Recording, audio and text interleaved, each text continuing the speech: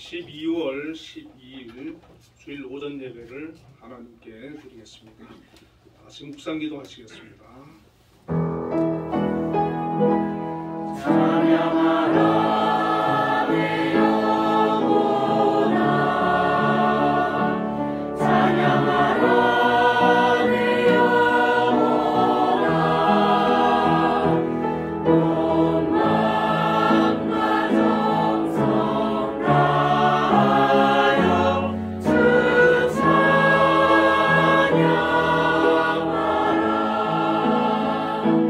경배하라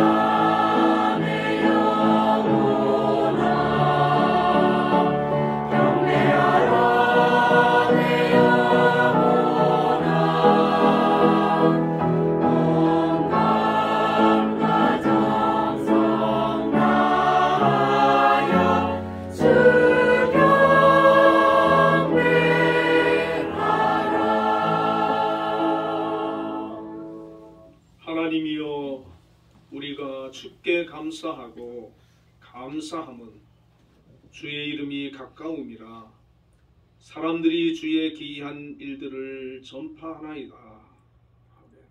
하나님 아버지, 오늘도 귀한 하나님의 자녀들이 주님 앞에 나왔습니다. 예배와 찬양을 드립니다. 이곳에 함께하여 주옵시고 영광 받아 주옵소서. 아멘. 예수님 이름으로 기도드리옵나이다. 아멘. 모두 일어나셔서 개회 찬송 찬양하세 보겠습니다.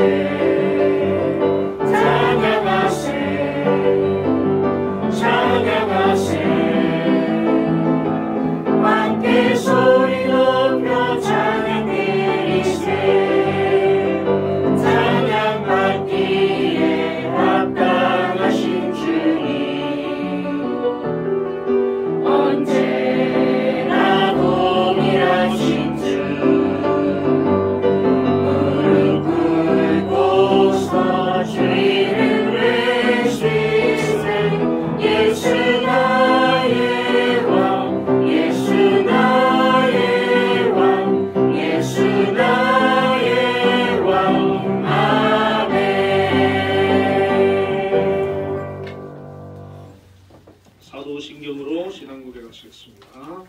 전능하사 천지를 만드신 하나님 아버지를 내가 믿사오며 그를 아들 우리 주 예수 그리스도를 믿사오니 이는 성령으로 잉태하사 동정녀와 마리아에게 나시고 본디오 빌라도에게 고난을 받으사 십자가에 못 박혀 죽으시고 장사한 뒤 사흘 만에 죽은 자 가운데서 대신 살아나시며 하늘에 오르사 전능하신 하나님 우편한 자 계시다가 저리로서 사도와 죽은 자를 심판하러 오시리라. 성령을 믿사오며 거룩한 공의와 성도와서 교육하는 것과 죄를 사하여 주시는 것과 몸이 다시 사는 것과 영원히 사는 것을 믿사옵나이다. 아멘.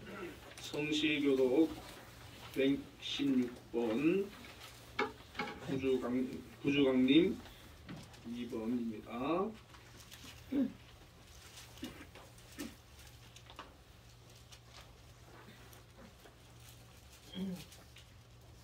이새의 줄기에서 한 싹이 나며 그 뿌리에서 한 가지가 나서 결실할 것이요 그의 여호와의 영 곧 지혜와 총명의 영이요 모략과 재능의 영이요 지식과 여호와를 경외하는 영이 강림하시리니 그가 여호와를 경외함으로 즐거움을 삼을 것이며 그의 눈에 보이는 대로 심판하지 아니하며 그의 귀에 들리는 대로 판단하지 아니하며 공의로 가난한 자를 심판하며 정직으로 세상의 경건한 자를 판단할 것이며 그의 입에 막대기로 세상을 치며 그의 입술의 기운으로 악인을 죽일 것이며 공의로 그의 허리띠를 삼으며 성실로 그의 몸에 띠를 삼으리라. 그때의 이리가 어린 양과 함께 살며 표범이 어린 염소와 함께 누우며 송아지와 어린 사자와 살찐 짐승이 함께 있어 어린아이에게 끌리며 암소와 곰이 함께 먹으며 그것들의 새끼가 함께 엎드리며 사자가 소처럼 풀을 먹을 것이며 젖먹는 아이가 부자의 구멍에서 장난하며 젖된 어린아이가 부자의 위에 손을 넣을 것이라. 내 거룩한 산 모든 곳에서 해됨도 없고 상함도 없을 것이니 이는 눈이 바다를 덮음같이 여호와를 아는 지식이 세상에 충만할 것이니라. 그날에 이새의 뿌리에서 한 싹이 나서 만민의 기치로 설 것이요 열방이 그에게로 돌아오니 그가 강한 곳이 평화로우리라. 아멘. 모두 자리에 앉으셔서 93장 예수는 나의 힘.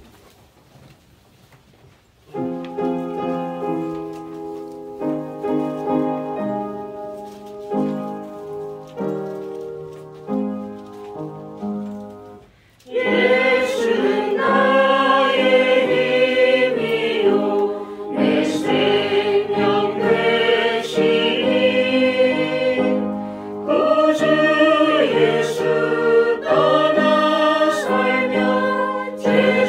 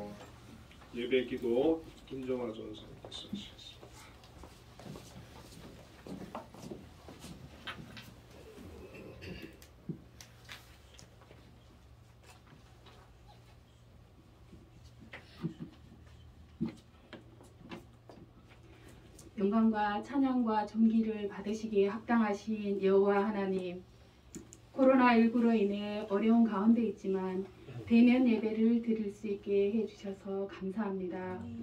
우리가 숨쉬고 사는 것, 모여서 예배 드리는 것, 자유롭게 왕래하는 것 등 모든 일상이 하나님의 은혜였음을 고백합니다. 주님은 우리의 주인이십니다. 세상의 어떤 것도 우리를 주님의 사랑에서 끊을 수 없습니다. 우리 안에 계신 주님으로 말미암아 어떤 고난과 역경도 능히 이기게 해주시는 주님을 찬양합니다. 우리 한빛교회를 60여 년 넘게 지켜주신 하나님 감사를 드립니다. 세상의 빛과 소금의 역할을 하는 한빛교회가 되기를 소망합니다. 한빛재단에 복을 내려주시고 재단에 속한 각 기관장님들과 기관을 더욱 견고하게 지켜주시옵소서.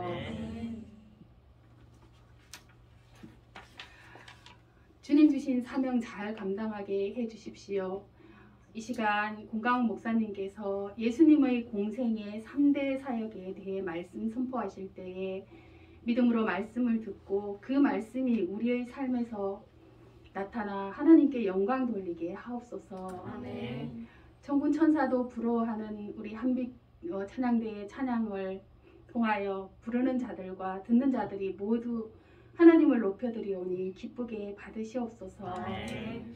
오직 여호와를 앙망함으로 새 힘을 얻어 다른 박질을 하여도 걸어가도 곤비하거나 피곤치 않는 우리 한빛교회가 되기를 소망하며 예수 그리스도의 이름으로 기도드립니다. 아멘. 우리 기도를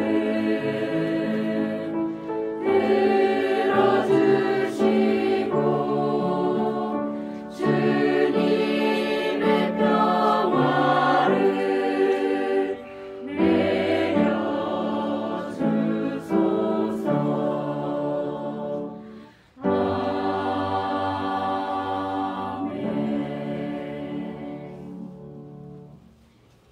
오늘 우리에게 주시는 하나님의 말씀은 마태복음 4장 23절에서 25절까지 신약 6쪽에 있습니다.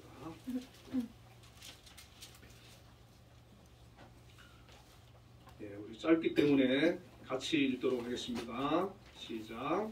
예수께서 온 갈릴리에 다니사 그들의 배당에서 가르치시며 천국 복음을 전파하시며 백성 중에 모든 병과 모든 약한 것을 고치시니 그의 소문이 온 수리아에 퍼진지라.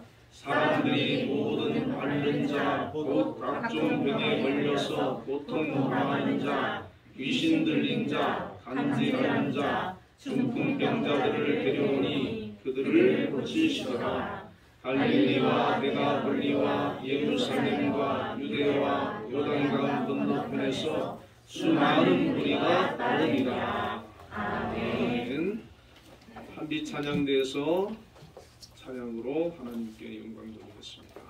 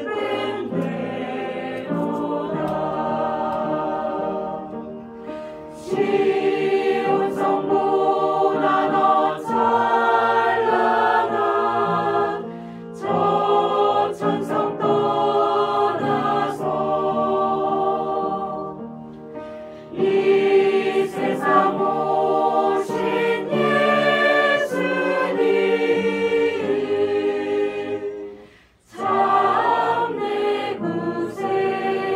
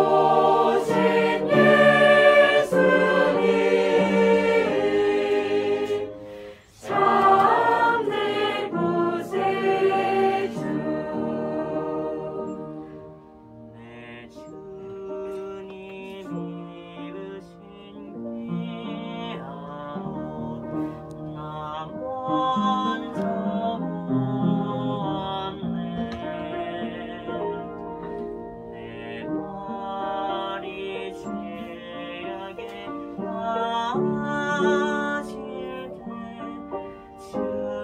전하를 붙들네 시온 성보다 더 찬란한 저 천성 떠나서 이 세상 오신 예수님 참내 구세주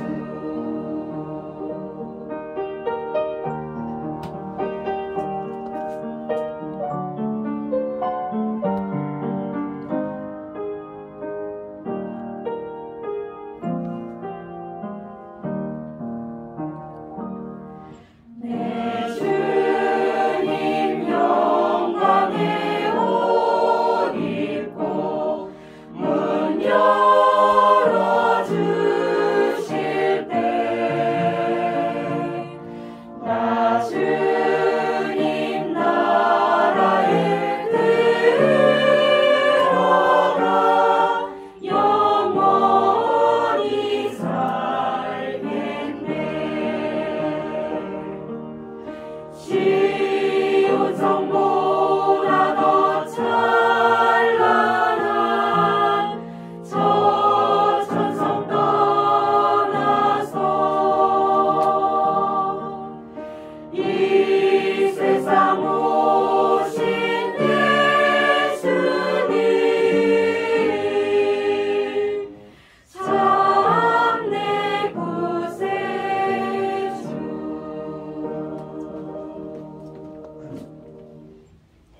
아멘. 우리 하나님께 영광의 박수를 드리겠습니다. 네, 우리 옆에 분들과 인사 한번 나누겠습니다. 주 안에서 사랑합니다.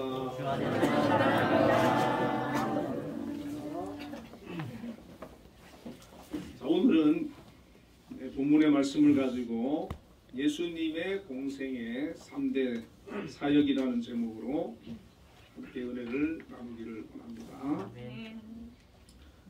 12월 한 달 동안 대강절을 맞이해서 예수님에 대해서 살펴보고 있습니다. 지난주에는 구약에 예언된 그 메시아에 대해서 그분이 바로 예수 그리스도이시고 신약에 성취되었음을 말씀을 드렸습니다. 우리 예수님은 바로 이 땅에 메시아로 오셨습니다. 인류를 구원하기 위해서 구세주로 이 땅에 오신 것입니다. 마가복음 10장 45절에 보면 인자에 온 것은 섬김을 받으려 함이 아니라 도리어 섬기려 하고 자기 목숨을 많은 사람의 대속물로 주려 함이니라. 그렇게 말씀하셨어요. 우리 주님께서는 이 땅에 하나님의 아들이시지만 우리들에게 섬김을 받으러 오신 것이 아니라 오히려 섬기려고 오셨고 심지어 자신의 목숨까지도 우리를 위해서 내어주시기 위해서 이 땅에 오셨다는 것입니다. 로마서 5장 8절에는 우리가 아직 죄인 되었을 때에 그리스도께서 우리를 위하여 죽으심으로 하나님께서 우리에 대한 자기의 사랑을 확증하셨습니다. 하나님께서는 우리를 사랑하신다고 말씀을 하고 계시는데 그저 말로만 사랑한다 사랑한다 하신 것이 아니라 당신의 그 사랑하는 독자 아들 예수 그리스도를 우리를 대속하고 구원하기 위해서 내어주셨다는 것입니다. 여러분, 다른 사람을 위해서 여러분의 자식을 내어줄 수 없지 않습니까? 그러나 하나님께서는 그렇게 하셨습니다. 우리 주님도 마찬가지죠. 우리 주님도 우리를 사랑한다고 말씀하시면서 말로만 하신 것이 아니고 직접 당신이 우리의 죄를 대속하기 위해서 제물이 되셔서 십자가에 못 박혀 죽으셨습니다. 우리를 살리려고 하면 당신이 십자가에 피 흘려 죽으셔야 되니까 주님께서는 자기 자신을 내어놓은 것입니다. 희생한 것입니다. 말로만 하는 사랑은 그 사랑이 아닙니다. 행동으로 정말 그 삶으로 그 사랑을 나타내고 보여주어야 그게 진정한 사랑인 거예요. 우리 주님께서는 그렇게 하셨다는 겁니다. 그래서 우리가 하나님의 사랑을 알고 예수님의 사랑을 알게 되면 어떻게 됩니까? 그 사랑과 그 은혜를 깊이 깨달은 사람은 하나님을 더 알기를 원하고 하나님의 말씀을 붙들고 하나님을 사랑하고 섬기기 위해서 힘쓰고 애쓰게 되는 것입니다.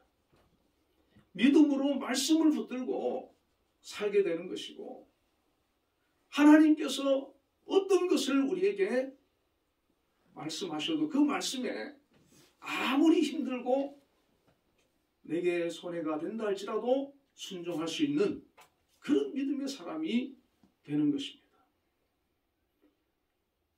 오늘 본문에서는 예수님께서 공생의 사역을 하시면서 세 가지 사역을 집중적으로 하셨음을 우리에게 가르쳐 주셨습니다. 예수님은 30년 동안은 부모님을 모시고 특히 요셉의 직업이 목수인데 목수일을 도우면서 그렇게 지내시다가 공생의 3년의 기간 동안 집중적으로 사역을 했음을 우리가 잘 알지 않습니까? 여러분 오래 산다고 해서 오래 어떤 일을 한다고 해서 그것이 성과가 있는 것이 아니에요. 단 3년이라 할지라도 예수님께서 그 뜻을 이루기 위해서 하시면 충분했다는 것입니다. 오늘 우리의 삶 가운데에서도 이 예수님의 그 사역이 나타나기를 원하고 우리가 그 사역을 본받는 삶이 되어지면 좋겠다는 생각을 해봅니다.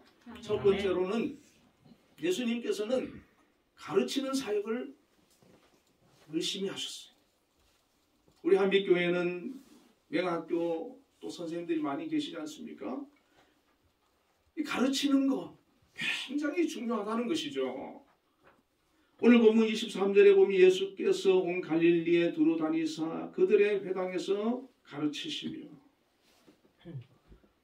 예수님의 그 행적과 가르치심에 대한 기록이 사복음서에 기록되어 있습니다. 이 사복음서를 통해서 우리가 예수님께서 그 당시 제자들과 백성들에게 또 그 이후에 예수 믿는 우리 그리스도인들에게 어떤 말씀을 해주셨는지 우리가 잘 알 수 있는 거예요. 그래서 사복음서를 특별히 많이 읽고 공부해야 될 줄로 압니다. 이 복음서 중에 대표적인 가르침이 산상수훈인데 마태복음 5장부터 7장의 말씀이 바로 산상수훈의 말씀입니다. 이 산상수훈의 말씀, 이 세 장의 말씀만 가지고도 우리는 엄청난 예수님께서 우리에게 주신 은혜로운 말씀 또 진리의 말씀을 깨달을 수가 있습니다. 훌륭한 학생이 어떤 학생입니까? 선생님의 가르침을 잘 배워가지고 그 말씀대로 사는 사람. 훌륭한 자녀는 부모의 가르침을 잘 듣고 순종하는 사람. 훌륭한 신앙인은 예수님의 말씀을 잘 알고 그 말씀 말씀대로 사는 사람입니다. 저와 여러분은 예수님의 말씀을 열심히 읽고 묵상하고 공부하고 해서 그 말씀대로 살아갈 수 있는 그런 믿음의 사람들이 다 되시기를 주님의 이름으로 축원을 드립니다. 아멘. 예수님의 말씀은 말씀이고 나는 나고 상관없이 살면 안 되는 것입니다. 이 말씀대로 내가 살아야지. 이 말씀대로 내가 실천해야지. 그렇게 애쓰고 힘쓰는 것이 바로 믿음의 자세라는 것이죠. 예수님께서 산상수훈에서 무엇을 가르치셨습니까? 5장에서는 어떤 사람이 진정 복이 있는 사람인지에 대해서 말씀해 주셨어요. 예수님의 복은 세상의 복과 다릅니다. 영적인 복이고 신령한 복이고 관계의 복이고 내면의 복이에요. 그런데 진짜 복은 바로 예수님께서 가르쳐준 복인 줄로 믿으시길 바랍니다. 아멘. 세상에 그런 물질이나 이런 것이 아니라 정말 참된 복은 영적인 복이에요. 또한 너희는 세상의 소금이고 빛이라고 하셨어요. 이 세상에서 소금 없으면 우리가 살 수 있습니까? 빛이 없으면 살 수 있습니까? 그만큼 귀한 존재이고 영향력 있는 그런 사람이라는 거예요. 또 사랑에 대해서도 가르치셨는데 여러분 어디까지 사랑할 수 있습니까? 내 식구만 사랑할 수 있어요. 이웃 사랑하는 거 가능합니까? 그런데 예수님은 원수까지도 사랑하라는 거예요. 주변에 어떤 사람과도 원수 맺지 말고 사랑하면서 살라고 그렇게 가르치셨어요. 또 6장에서는 구제할 때 은밀하게 하라고 하셨어요. 어떤 기업에서 구제를 하는데 신문에 광고를 내달라는 거예요. 소개를 이렇게 그래가지고 그거 못한다고 하니까 그럼 우리도 못한다. 그래가지고 안 하더라는 거예요. 그거는 구제가 아닙니다. 은밀한 가운데에서 하라는 거예요. 칭찬을 이미 받아버리면 그것은 하나님께는 상이 없다는 거예요. 그리고 기도할 때는 외식하는 자와 같이 하지 말고 골방에서 은밀하게 기도하라고 가르치셨어요. 골방에서 은밀한 가운데 들으시는 그 하나님께 깊은 기도를 하라는 것이죠. 그리고 주기도문을 가르치시면서 우리가 무엇을 위해서 기도해야 할지 가르쳐 주셨습니다. 또 하늘에 보물을 쌓아두라고 가르치셨어요. 우리가 구제를 하고 헌금을 하고 선행을 하고 이런 모든 것들은 하늘에 보물을 쌓아두는 것입니다. 그런데 우리는 무의식 중에 이런 구제를 하면서 선행을 하면서 누가 알아주고 칭찬해주고 소문을 내주고 이런 것을 기대하고 구제하고 선행할 때가 있는데 그렇게 되면 그 상이 없습니다. 우리는 하나님께서 다 보고 계시고 하나님께서 다 알고 계시고 우리의 상급은 하늘에서 받을 것이니까 이 땅에서는 그저 주님의 사랑으로 섬기고 베풀고 나누는 것이죠. 또 염려하지 말고 먼저 하나님의 나라와 하나님의 의를 구하라고 말씀하셨어요. 이 세상의 문제 가지고 염려하지 말라는 거예요. 하나님의 뜻을 구하고 하나님의 나라를 위해서 주님을 위해서 열심히 살다 보면 하나님께서는 이 세상의 것들은 다 채워주시고 해결해 주시고 베풀어 주신다는 겁니다. 이것은 믿음의 차원이에요. 이런 믿음을 우리가 가지고 신앙생활을 해야 된다는 것이죠. 세상에서는 땅의 것, 우리 눈에 보이는 것, 그런 것 것들을 추구하고 붙들고 그런 것을 어떻게든 이루고 잡기 위해 가지고 살아가고 있는데, 예수님의 가르침은 그런 것들은 중요한 게 아니라는 거예요. 정말 중요한 것을 말씀을 통해서 우리에게 가르쳐 주시는 것이죠. 7장에서는 비판하지 말고 기도로 구하며 좁은 문으로 들어가고 거짓 선지자들을 조심하고 그 열매로 좋은 나무를 알 수가 있으며 불법을 행한 자는 천국에 들어가지 못한다고 가르쳤어요. 저는 오늘 이 마태복음 5장에서 7장 이 산상수훈의 말씀을 아주 간략하게 말씀을 드렸습니다. 오늘 집에 가셔서 한번 차근차근 한번 읽어보시기를 부탁드립니다. 다른 책도 그렇지만 이 하나님의 말씀은요, 기도하면서 반복해서 읽어야 돼요. 반복해서 읽고 또 읽고 또 읽고 또 읽고. 그러면 이 하나님의 말씀은 바로 성령의 감동으로 기록되어 있기 때문에 우리가 반복해서 읽다 보면 하나님께서 그 말씀을 깨닫게 해주시고 우리의 심령의 문을 열으셔가지고 그 말씀이 내 심령 속에 임해서 믿어지고 이 말씀이 실체가 되어지고 이 말씀이 내 삶 속에 능력으로 나타나는 줄 믿습니다. 아멘. 그냥 문자적인 그런 말씀이 아니고 내 삶을 변화시키고 내 생각과 내 인격과 내 인생을 새롭게 변화시키는 능력이 바로 하나님께서 우리에게 주신 성경 말씀이라는 겁니다. 그래서 이 말씀을 읽다가 수많은 사람들이 거듭나고 변화되고 새로워지는 그런 역사들이 일어나는 겁니다. 이 성경을 읽으면 저와 여러분의 영이 살아나는 줄 믿습니다. 아멘. 신앙이 성장하는 거예요. 믿음은 들으면서 난다 그랬는데 설교도 여러분 들으면 그 듣는 가운데서 믿음이 생기는 거예요. 콩나물 키울 때 물 우리가 주지 않습니까? 물 주면 물이 다 빠져 내려가잖아요.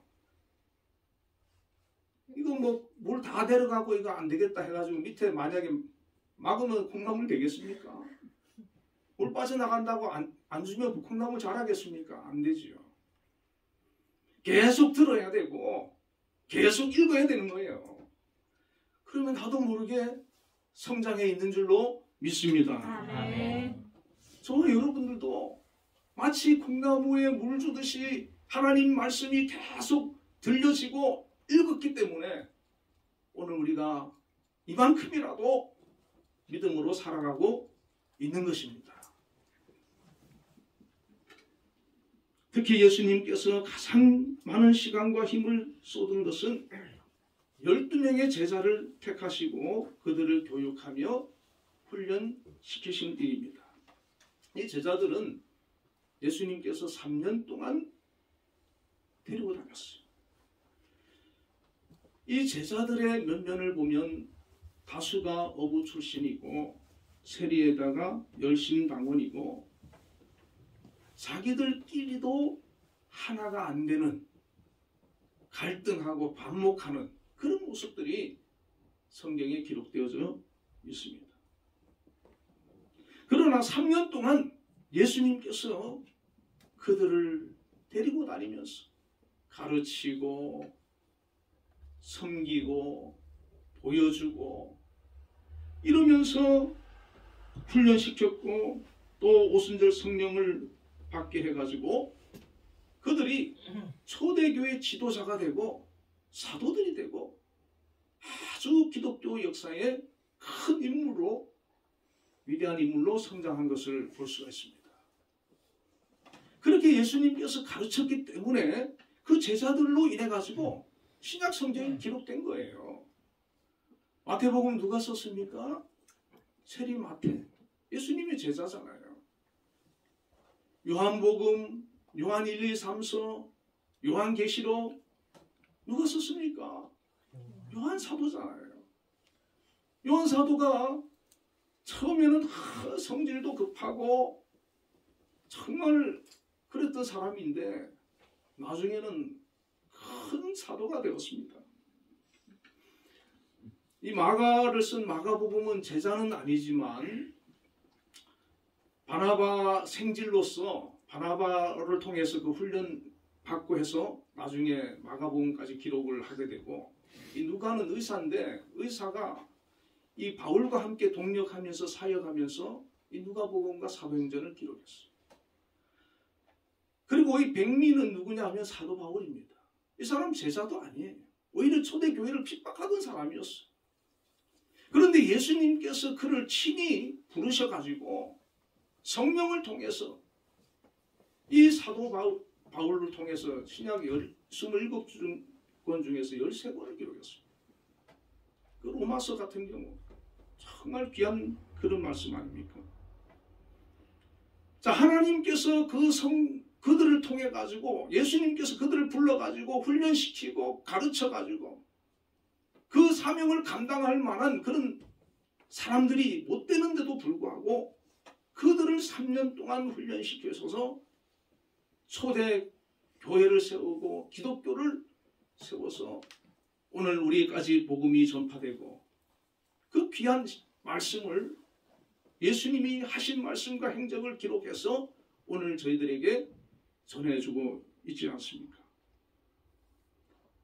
그렇기 때문에 이것은 한 어떤 개인의 작품이 아니라 하나님의 섭리고 하나님께서 예수님을 통해서 우리에게 행하신 일들과 우리에게 하시고 싶은 그런 메시지를 우리에게 주신 것이기 때문에 우리는 열심히 이 하나님의 말씀을 묵상하고 기도해야 하고 배워야 될 줄로 믿습니다. 아멘. 그래서 우리가 성장해야 되는 거예요. 두 번째는 천국 복음 전파 사역을 하셨습니다. 예수님은 공생의 사역을 통해서 천국에 대한 그 기쁜 소식을 많이 전하셨어요. 여러분, 천국이 없다면 우리에게 소망이 있겠습니까? 천국이 없다면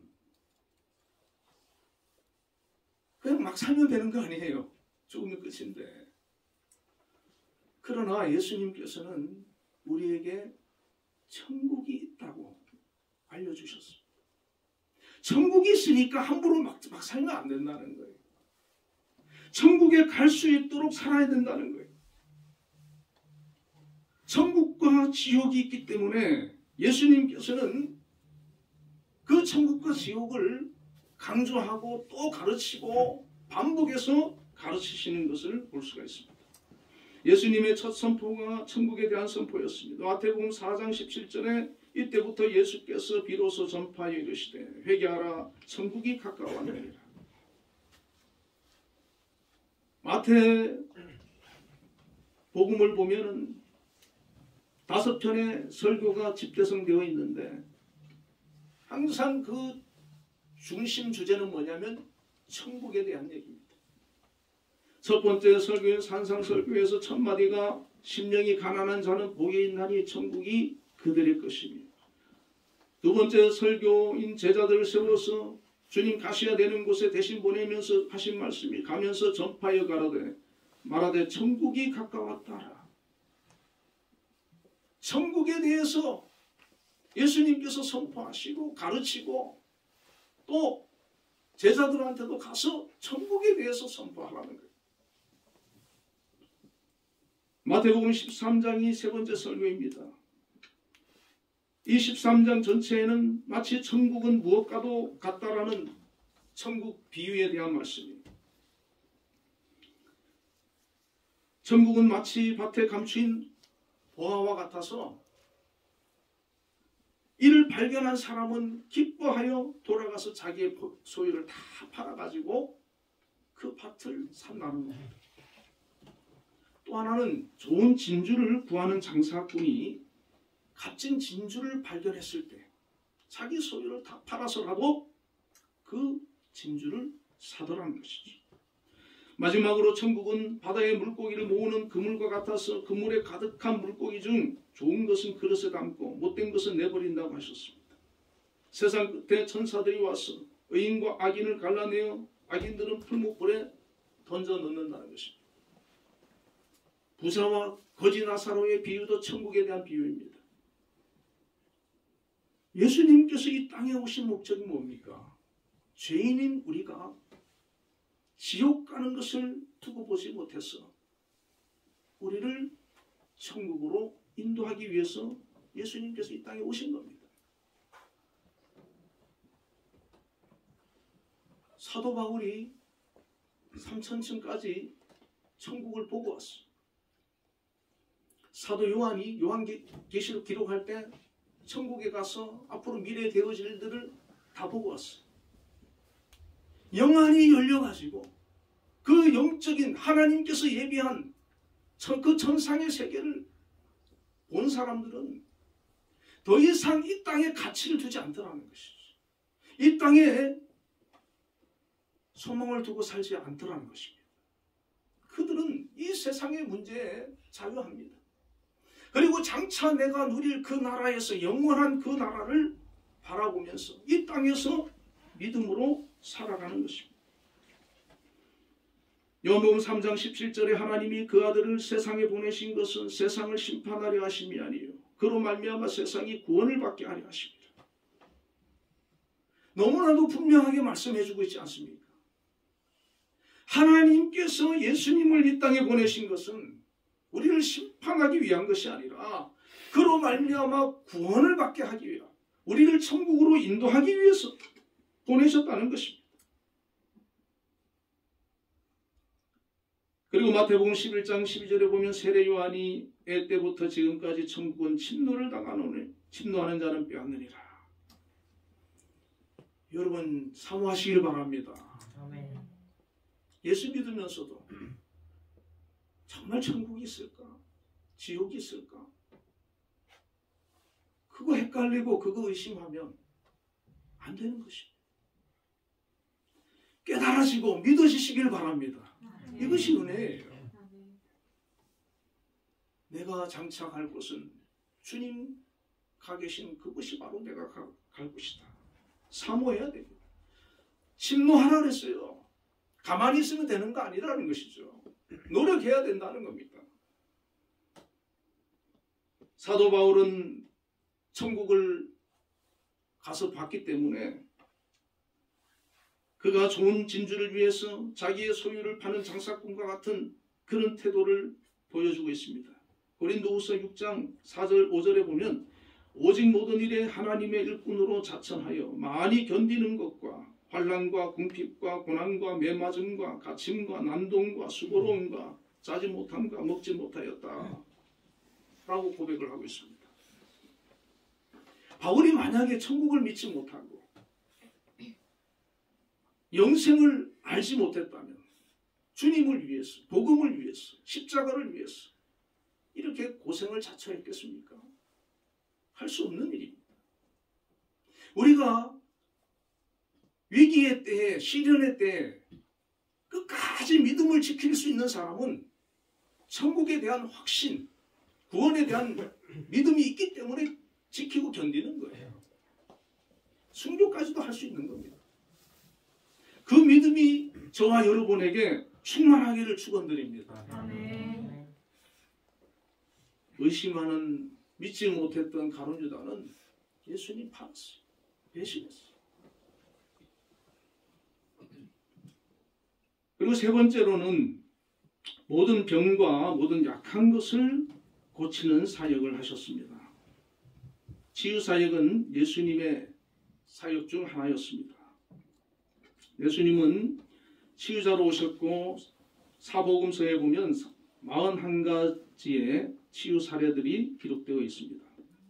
마태복음 9장 35절 36절에 보면 예수께서 모든 성과 촌에 두루 다니사 저희 회당에서 가르치시며 천국 복음을 전파하시며 모든 병과 모든 약한 것을 고치시니라. 무리를 보시고 민망히 여기시니 이는 저희가 목자 없는 양과 같이 고생하며 유리합니다. 모든 성과 촌에 두루 다니시면서 말씀을 가르치고 천국 복음을 전파하시고, 그리고 어떤 질고든 간에 어떤 문제든 간에 주님 앞에 가지고 나온 사람들 주님께서 그냥 돌려보내지 않았다는 것입니다. 고쳐주셨다는 거예요. 예수님은 우리의 육신과 영혼과 정신까지도 치유해 주십니다. 원래 인류는 건강하고 행복하게 지음을 받았지만은 아담과 하와의 범죄함으로 여러 가지 질병이 우리 가운데 오게 되었습니다.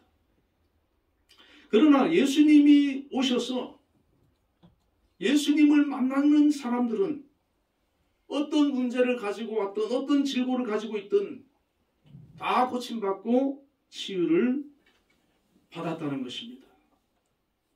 이 모든 치유 사역은 하나님의 나라가 능력으로 이 땅에 가운데 임하는 것을 보여주시는 것입니다.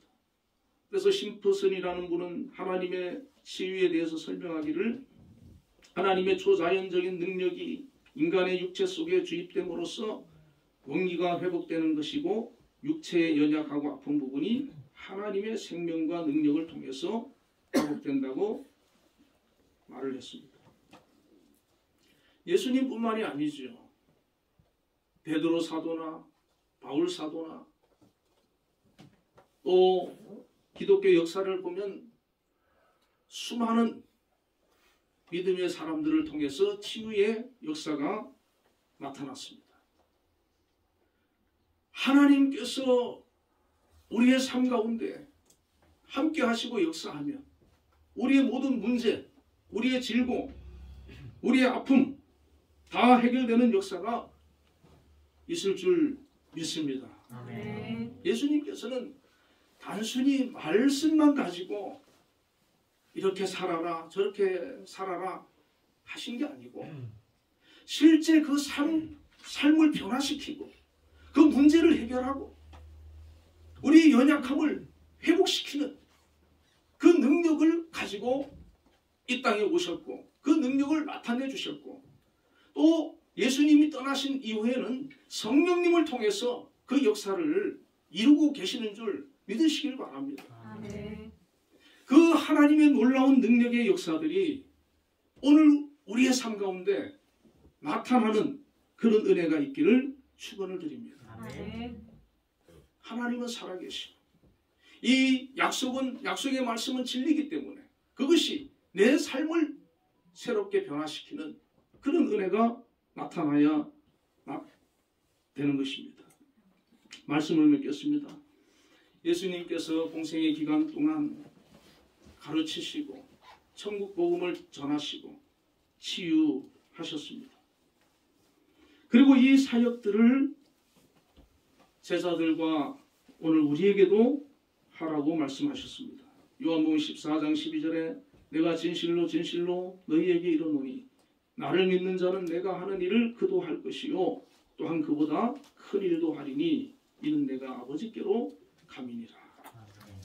이 말씀을 믿는 자에게는 성령을 통해 주님과 같은 능력이 임하는 줄 믿습니다. 아멘. 우리도 주님의 뒤를 이은 사도들처럼 하나님의 말씀을 가르치고 천국 복음을 선포하고 영적, 정신적, 육체적 질병을 치유하는 귀한 하나님의 역사가 우리 교회 가운데, 삶 가운데 나타날 수 있기를 주님의 이름으로 축원합니다. 아멘. 하겠습니다. 하나님 아버지 감사합니다. 우리 주님께서는 우리를 구원하고 우리를 죄 가운데에서 건져내시기 위하여 오셨습니다. 그리고 우리를 사랑하셔서 그 몸을 십자가에 찢기우시고 우리를 살리셨습니다. 그러나 주님께서는 단지 그 일만 행하신 것이 아니고 3년의 공생애 동안 가르치고 천국 복음을 전파하시고 수많은 질병을 고치고 하나님의 나라가 이 땅에 임한 것을 능력으로 나타내 보여주셨습니다. 오늘 우리의 삶 가운데도 아버지 하나님 주의 성령으로 하나님의 나라가 이 땅 가운데 우리의 심령 가운데 삶 가운데 임한 줄로 믿습니다.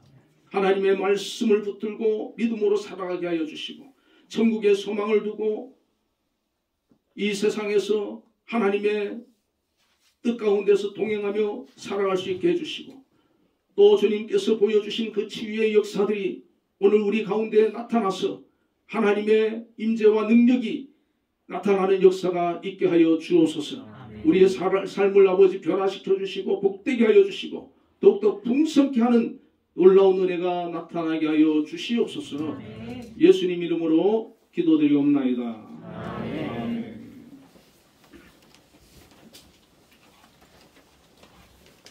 응답 찬양 90장입니다.